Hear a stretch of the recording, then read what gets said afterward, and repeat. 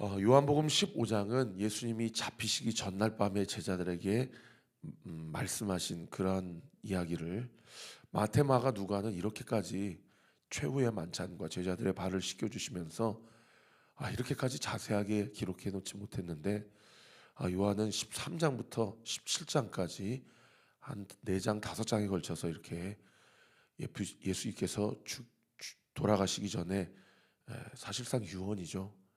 마지막으로 당부한 이야기를 요한이 다 상세히 기술하고 있다라는 것이 얼마나 우리에게 감사한지 모르겠습니다. 여러분, 꼭 예수님 아니더라도 우리도 죽기 전에 한 말을 인생에서 가장 중요한 말이라고 이야기하지 않습니까? 그리고 나중에 그것이 유언장이 되어서 어, 법적인 어떤 그런 힘을 갖는 그런 발언이 되기도 하지 않습니까? 어제 본문에서 예수님께서 7가지 자기 계시 중에 마지막 자기 계시인 나는 포도나무여 너희는 가지다 라고 자기 자신을 또는 예수님을 따르는 무리들에 대한 정체성을 분명하게 규정해 놓고 계셨어요. 예수님이 자기를 포도나무라고 하시고 우리를 가지라고 하신 이유는 결국 우리가 주님과 연결되어 있지 않으면 우리가 하는 모든 일이 하나님 앞에서는 아무 의미가 없는 일이라는 것을 이야기하시고자 죽기 전에 제자들에게 또는 우리에게 당부하시는 그런 본문이죠. 여러분, 오늘 아침에도 주님 앞에 기도하세요. 오늘 하루의 나의 삶, 이번 한 주에 우리의 가정에서, 우리의 직장에서, 우리 학교에서, 또 교회에서 벌어지는 우리의 모든 삶의 행위와 그 결과가 내가 주님과 연결되어 있으므로 주께서 나를 통해 하게 하시는 일이 드러나고 나타나는 우리의 삶이 되기를 여러분 꼭 기도하시기 바랍니다. 그것만이 우리가 나중에 주님 앞에 섰을 때 의미 있는 일이라고 주님이 말씀하셨기 때문이에요.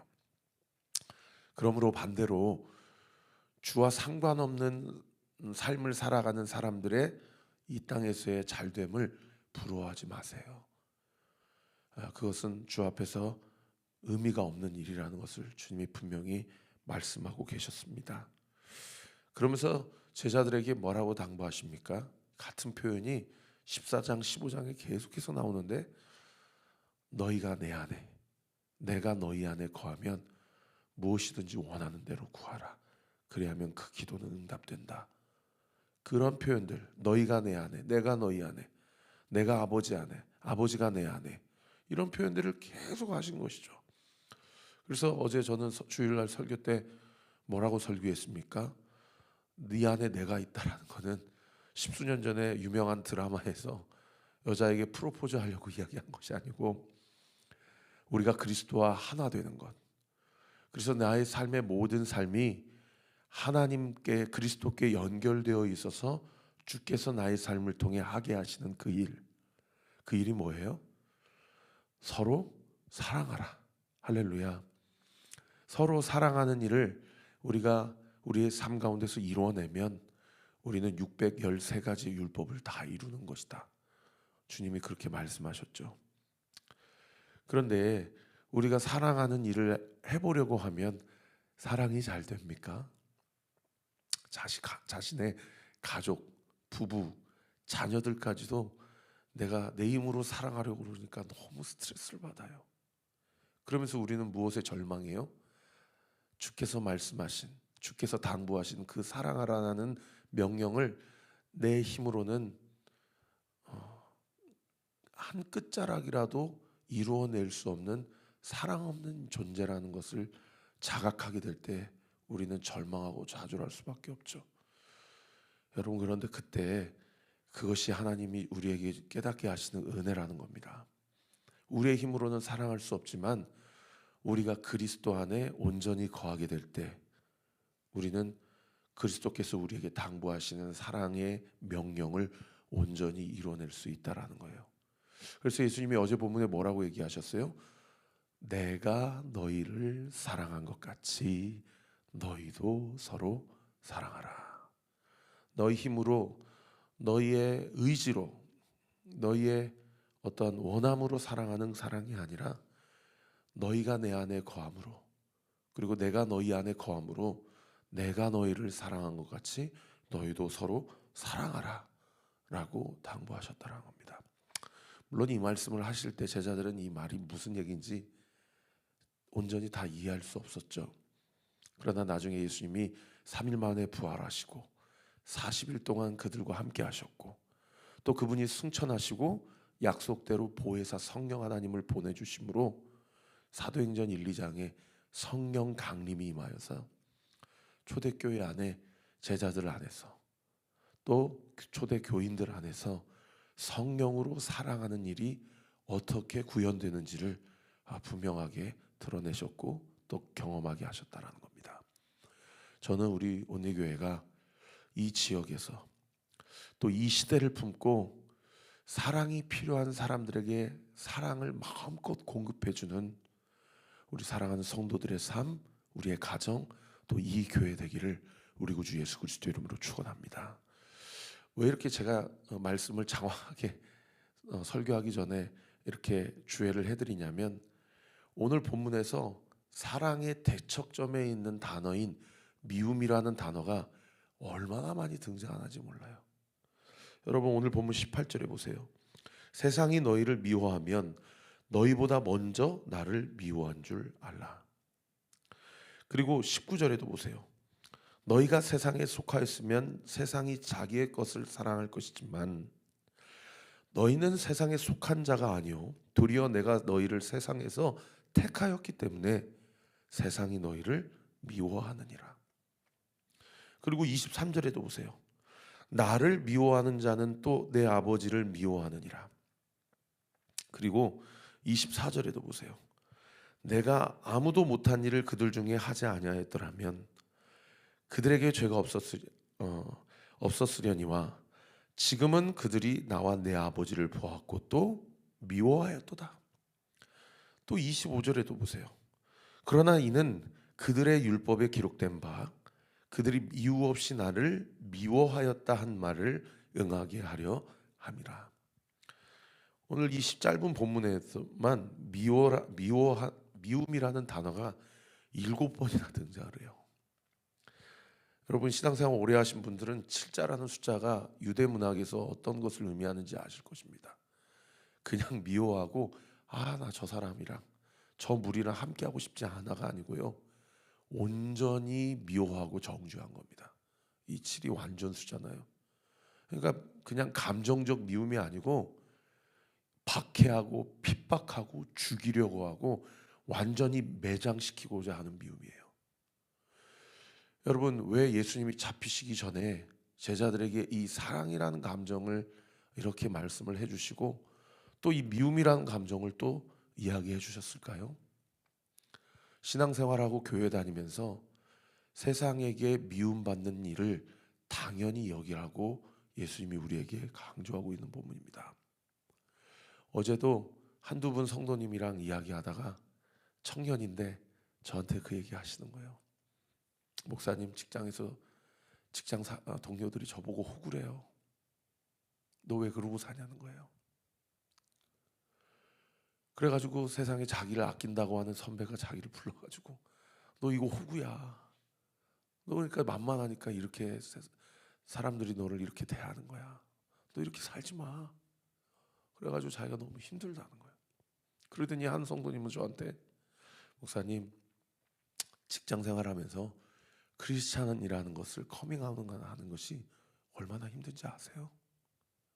자기가 그리스도인이라는 사실을 알리는 순간 얼마나 많은 부분에 있어서 손해를 봐야 되고 얼마나 많은 부분에 있어서 불합리함을 당해야 되고 얼마나 많은 일에 있어서 많은 것들을 홀로 감당해야 되지 않으냐고.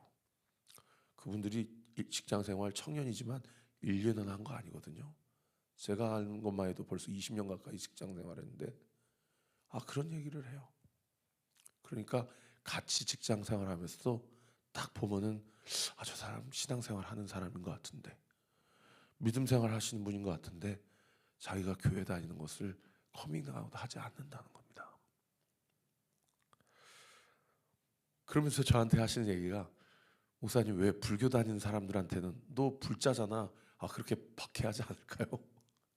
다른 종교 믿는 사람들한테는 너 그 종교 믿고 있으니까 양보해, 이런 얘기를 안 하는데, 이상하게 교회 다니는 사람한테는 너 크리스찬이면서 왜 이래? 너 예수쟁이면서 왜 이래? 이렇게 박해한다는 거예요. 저도 직장 생활을 사실은 직장 생활했지 사회에서 안 해봤기 때문에 이게 잘 너무 공감을 더 못 해주는 것 같아서 너무 미안했는데요.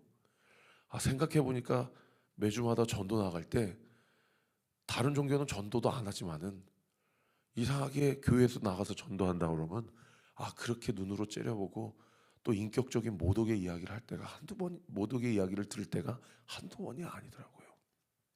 근데 오늘 본문의 성경이 예수님이 우리에게 뭐라고 가르쳐 주세요? 세상이 미워하면 그것을 이상하게 여기지 말라는 거예요. 그거는 당연하다라는 거예요. 그러면서 예수님께서 마태복음 5장에 팔복을 설명하실 때에 마지막 8번째 복이 무엇이었습니까? 의를 위하여 박해받는 자는 복이 있다. 천국이 그들의 것이다. 나로 말미암아 너희가 욕을 먹고 박해를 받고 핍박을 받을 때 천부 하나님께 감사하라. 천국에서 너희의 상급이 큼이니라. 사랑하는 성도 여러분, 가정 안에서, 직장 안에서, 학교 안에서 박해받는 일이 있을 때 하나님 앞에 감사기도 드리시기 바랍니다. 그것이 하나님이 우리에게 개런티해 주시는 가장 최고의 상급이 될 것입니다. 제가 이렇게 교회에서, 우리 교회도 나중에 글쎄요 커지면 이렇게 하늘공원, 추모공원 이런 거 할까요? 교회에서 조성된 그런 공원들 가보면은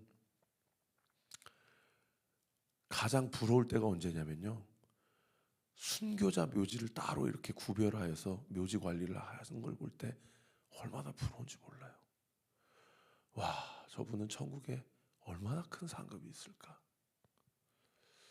얼마나 큰 상급이 있어서 이 땅에서도 순교자 아무개 장로, 순교자 아무개 권사, 순교자 아무개 성도라는 것으로 그렇게 하나님의 부름을 받으셨을까? 그런 생각이 들거든요. 그 교회도 영광이죠. 근데 예전에 저희 어머니가 저한테 그런 거예요. 최 목사야, 한 번 순교하는 것은 어떻게 보면 성령이 그 순간 감고 나셔서 가능할는지 몰라도 평생 박해받으면서 핍박받으면서 고난받으면서 하나님이 부르시는 그날까지 신앙생활하는 거, 사실은 그게 순교 중에 순교가 아닐까. 어떻게 보면 순교보다 더 어려운 거라는 거죠. 그런 말씀을 저에게 하셨거든요. 아마 이 방송을 저희 부모님도 새벽마다 듣고 계실 텐데, 저희 아버지 본인 말씀하시는 거 참 민망해 하시지만은 저 어렸을 때 저희 아버님, 저희 어머니 참 많이 박해하셨습니다. 교회 다닌다고 너무 과하게 그렇게 신앙생활하는 거 아니냐고.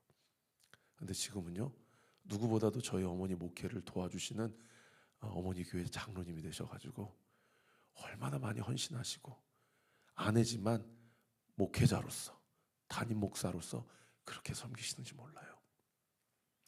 사랑하는 성도 여러분, 세상 가운데 박해받으실 때 직장생활 안 해본 목사가 무슨 공감을 어느 정도 해주겠습니까?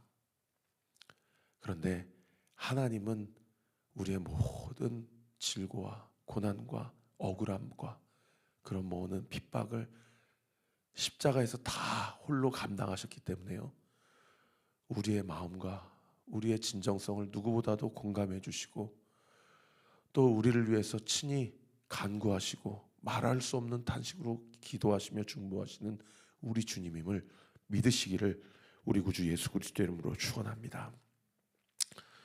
여러분, 21절에 보시면은 예수님께서 이러한 얘기를 하십니다. 사람들이 내 이름으로 말미암아 이 모든 일을 너희에게 하리라. 이 모든 일은 미움과 박해와 핍박이죠. 이는 나를 보내신 이를 알지 못하기 때문이다. 22절 내가 와서, 여기 내가 와서란 얘기는 성육신을 이야기하고 있거든요. 예수님이 3년 동안 이 땅 가운데 오셔서 자신의 삶을 다 드러내 보여주셨어요. 33년 동안. 그런데 그들에게, 그 다음 9절 보세요. 말하지 아니하였더라면 죄가 없었으려니와. 여기서 말하는 그들은 누구를 얘기합니까? 1차적으로는 유대인들을 얘기하지만 우리에게는 우리를 박해하는 누구를 얘기해요. 그러나 지금은 그 죄를 핑계할 수 없다. 23절도 보시겠습니다. 나를 미워하는 자는 또 내 아버지를 미워하느니라. 내가 아무도 못한 일을 그들 중에 하지 아니하였더라면. 여기 아무도 못한 일은 무엇을 얘기해요? 예수님이 3년 동안 보여주신 기적과 기사와 이적 표적을 얘기합니다. 그 이야기, 아무도 못한 일을 보여주었기 때문에, 예수님이 누구인지를 분명히 드러내셨기 때문에, 그 다음 9절 24절 하반절 보세요.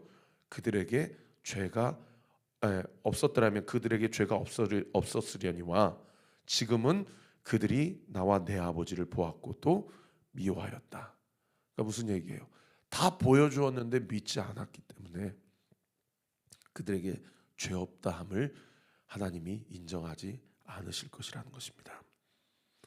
여러분, 죄 중에 가장 중한 죄는 무엇입니까? 영적 무지의 죄예요. 분명히 듣고 보고 전달 받았는데 예수님이 이 피조 세계를 창조하신 주님이심을, 아니 뭐 피조 세계까지 거창하게 갈 것도 없어요. 나에게 삶이라는 선물을 허락하신 주권자이심을 인정하지 않고 내 인생을 내 것인 것 마냥 자기 마음대로 결정하고 선택하는 모든 것들이 주님 앞에서는 다 죄라는 거예요. 그래서 영적 무지는 무엇으로 연결돼요? 주권의 문제로 연결됩니다. 우리는 전달할 때 반드시 이것을 전달하고요, 나의 삶을 통해서 내 주인이 누구인지를 드러내는 삶. 사랑하는 성도 여러분, 그것이 그리스도인의 가장 선명하고 강력한 정체성입니다. 그래서 제가 제 멘토 목사님께, 목사님 전도하는 거 너무 힘들고 때로는 나가고 싶지가 않다고, 어떨 때는 그냥 교회에서 준비한 그런 자그마한 선물만 좀 전달하고 말든지, 그마저도 꼭 이렇게 불특정 다수에게 교인들의 헌금을 쓸 필요가 있겠는가. 저도 막 그런 생각이 들어와요. 근데 제 멘토 목사님이 저에게 뭐라고 하셨냐면, 전도가 힘들고 그리스도의 삶이 이 세상 가운데 고달픈 이유는 그 모든 일들이 주권의 문제이기 때문이다. 그 말씀하셨는데 참 마음에 많이 와닿더라고요. 여러분, 오늘 이 하루를, 나에게 주어진 이 하루라고 해서 내 마음대로 살아가셔서는 아니 됩니다. 내 삶도 주님이 주신 것이요, 이 하루도 주님이 허락하신 선물입니다. 그래서 제가 하루의 은혜라는 찬양을 작사를 했을 때 하나님이 그 마음 주셨었어요. 나에게 하루를 허락하셨다라는 것은 이 하루를 살아갈 힘을 겸하여 허락해 주셨다라는 뜻이다. 여러분, 이 하루를 살아갈 수 있는 힘을 겸하여 허락하셨다라는 뜻이 무엇입니까? 오늘 본문 26절과 27절에 나를 도우시는 보혜사 성령 하나님이 우리와 함께 하시다라는 겁니다. 할렐루야. 26절 27절 읽고 설교를 마치겠습니다. 시작. 내가 아버지께로부터 너희에게 보낼 보혜사 곧 아버지께로부터 나오시는 진리의 성령이 오실 때에 그가 나를 증언하실 것이요 너희도 처음부터 나와 함께 있었으므로 증언하느니라. 성령이 증언하는 일이 뭐라는 거예요? 예수 그리스도가 주라는 것이라는 겁니다. 할렐루야. 그분이 주인이라는 거예요. 그러므로 그리스도로 거듭난 우리가 증언해야 될 일은 무엇입니까? 그리스도께서 내 인생의 주인이라는 것입니다. 그리스도께서 내 인생의 주인이라는 것을 고백할 때 받는 박해를 기쁨으로 감당하시는 성도들 되시기를 예수님의 이름으로 축원합니다. 그리고 감당하기 어려우실 때에 성령께서 나를 돕고 계시다는 사실을 분명히 믿고 성령께서 공급하시는 힘으로 오늘 이 하루도 주님이 원하시는 삶을 온전히 살아내어 드리는 저와 우리 모든 온리교회 성도들, 또 이 아침에 주님 앞에 나오는 모든 예배자들 되시기를 우리 구주 예수 그리스도 이름으로 축원합니다. 기도하겠습니다. 아버지 하나님 감사합니다. 오늘도 주권의 문제 앞에 오늘 이 하루의 주인이, 나의 인생의 주인이, 우리 가정의 주인이, 이 교회의 머리가 오직 예수 그리스도 한 분임을 이 시간 주 앞에 고백합니다. 그리고 예수의 영인 성령께서 지금 나를 돕고 계시고 나에게 조언해 주시고 나를 보호해 주시고 나를 위로해 주시는 주님임을 믿습니다. 오늘 이 하루 세상 한복판에서 예수 그리스도가 내 인생의 주인이시오, 이 모든 세상의 머리이심을 온전히 선포하고 고백하며 오늘 이 하루 주께서 나에게 감당하실 일들에 대하여 주님이 기뻐하시는 것을 선택하고 주님이 싫어하시는 것은 배제하는 그 영적 분별력이 오늘 이 아침에 기도하는 중에 온전히 부어지게 하여 주옵소서. 내가 고민하고 갈등하는 것이 무엇인지, 그때 주님이 무엇을 원하시는 것인지 분명히 깨달아 어렵고 너무나도 곤고하게 그것을 선택하는 것이 아니라 기쁨과 감사함으로 절연하게 하나님이 원하시는 것을 선택함으로 주의 뜻이 온전히 이루어지는 내 삶, 우리의 가정, 우리의 모든 생업과 직장과 학교 되게 하여 주옵소서. 이 시간 예수의 이름으로 명하노니 우리 사랑하는 성도들에게 성령께서 공급해 주시는 지혜와 영적인 분별력, 주께서 공급하시는 용기와 힘이 오늘 이 새벽에 기도하는 모든 심령 위에 온전히 공급될지어다. 공급될지어다. 공급되게 될지어다. 믿고 감사드리며 살아계신 예수 그리스도 이름으로 기도하옵나이다. 아멘. 지금은 우리 구주 예수 그리스도의 은혜와 하나님의 사랑과 성령 하나님의 위로교통 충만하심이 주신 말씀 붙잡고 나에게 하루를 허락하셨다라는 것은 이 하루를 살아갈 힘도 겸하여 허락해 주셨다라는 믿음의 확신 가지고 자녀된 권세를 가지고 담대하게 구할 것은 구하고 취할 것은 취하여 주의 뜻을 온전히 이루기로 결단하는 우리 사랑하는 온리교회 모든 성도들 머리 위에, 우리 교회를 위해 기도해 주시는 모든 기도의 동역자들 위에 지금으로부터 영원토록 함께 하시기를 간절히 축원하옵나이다.